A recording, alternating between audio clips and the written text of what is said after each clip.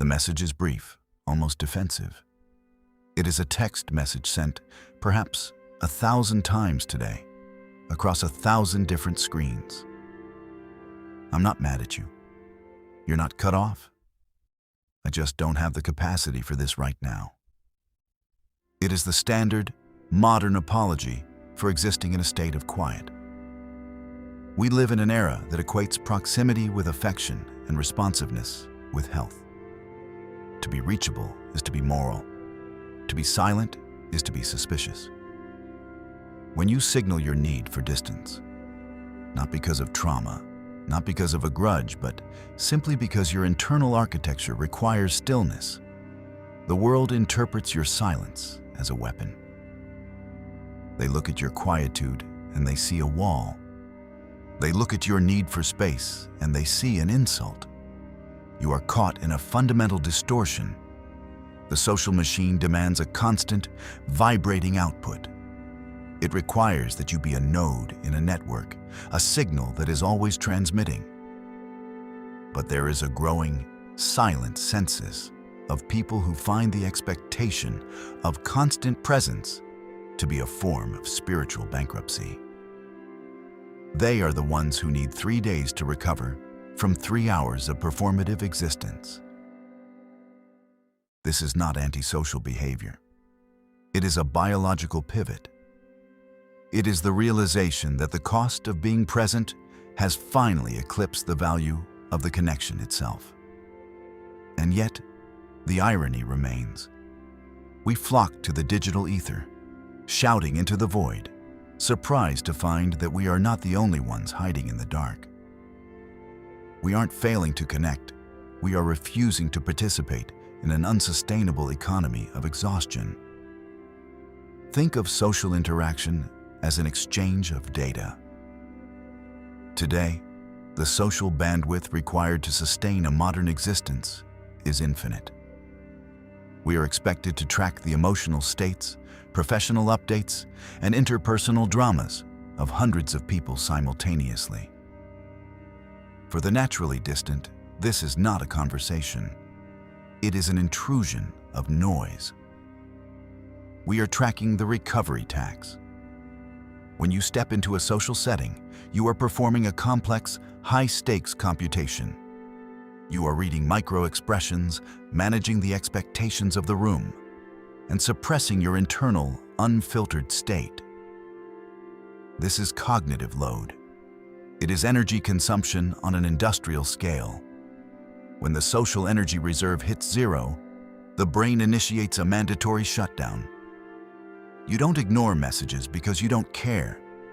You ignore them because your cognitive currency is spent, and you are currently in a state of insolvency. The clinical reality is that for a significant portion of the population, the modern social environment is a sensory minefield. You feel the pressure to respond, but you haven't changed. You have simply stopped being able to lie to your own nervous system. The price of this constant, involuntary social exposure is paid in the erosion of the sanctuary. Historically, the home was a portal. It was a place of reception. But for the modern, overstimulated mind, the domestic sphere has undergone a radical transformation. It is no longer a place of transit. It is a defensive fortification. It is the last, absolute site of psychological sovereignty. Consider the profile of the architect of others, the individual who has spent a decade being the reliable, unshakable, strong one. They are the person everyone calls when the crisis arrives. They listen to the grief of the lonely, the professional failures of the ambitious, and the mundane dramas of the indecisive. Their phone is a constant, glowing altar of other people's emergency. By day, they are the anchor. By night, they return to an apartment that has been stripped of everything unnecessary. They don't have decor. They have barriers. They keep the lights low, the phone on silent, and they sit in the dark, not out of depression, but out of a desperate primal need to stop the input. When a friend asks them to just come out for an hour, the friend is asking for a performance they can no longer afford to give. They aren't being selfish. They are experiencing a total system failure caused by the strong one tax. They have spent so much energy keeping the internal lives of others upright that their own foundation has begun to crack. They have become a ghost in their own home, haunting their own living room, terrified that if they open the door, even to a loved one, the remaining structure of their own identity will simply collapse under the weight of one more expectation. When we say, "I don't even like visitors," we are not expressing a simple social preference. We are articulating an existential necessity. A visitor is an unpredictable variable. A visitor brings the external noise of the world inside the walls of the bunker. They require performance. They require the social tax to be paid once more. We are building lives around the things we remove rather than the things we collect. But there is a spiritual cost to this level of fortification. In our attempt to preserve our sanity, we risk becoming brittle. We become architects of our own isolation. We find peace in the quiet, yes. But we also find a haunting reflection in the mirror of the empty room. Are we cultivating a sanctuary? Or are we just practicing for a larger, more permanent silence? The line between peace and atrophy is thinner than we care to admit. If you are still watching at this point, I want to pause and thank you. Seriously, in a world full of cheap distractions, you've chosen to stay focused on your growth. Congratulations on undertaking this journey. The mental shift and transformation you're working toward right now is rare. I'd love to hear your thoughts so far. Drop a comment below and share your own experience or the biggest realization you've had today. Let's build each other up. Beneath the mask of the distant person lies a profound, unspoken guilt.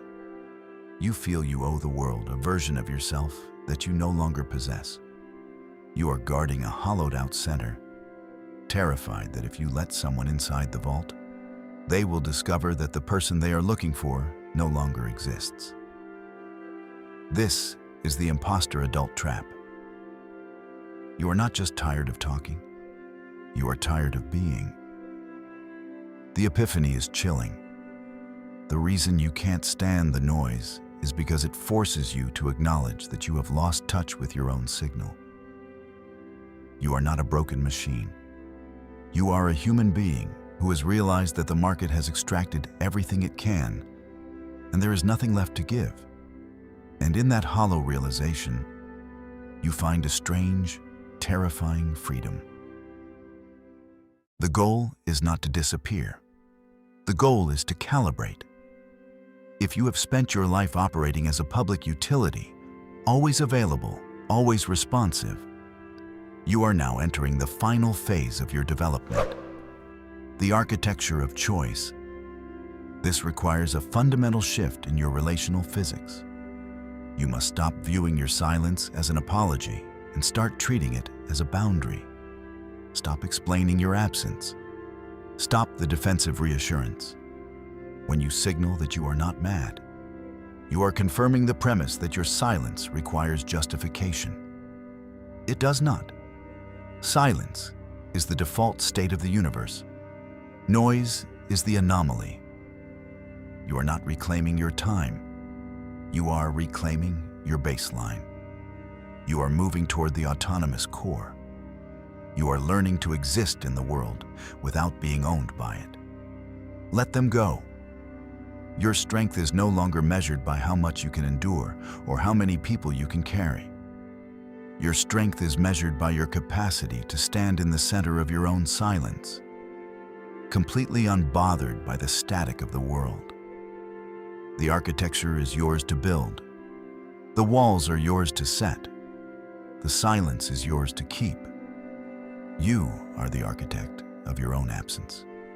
And in that absence, you will finally find the clarity to decide who and what is truly worth your presence. And that is the beginning of a forged mind.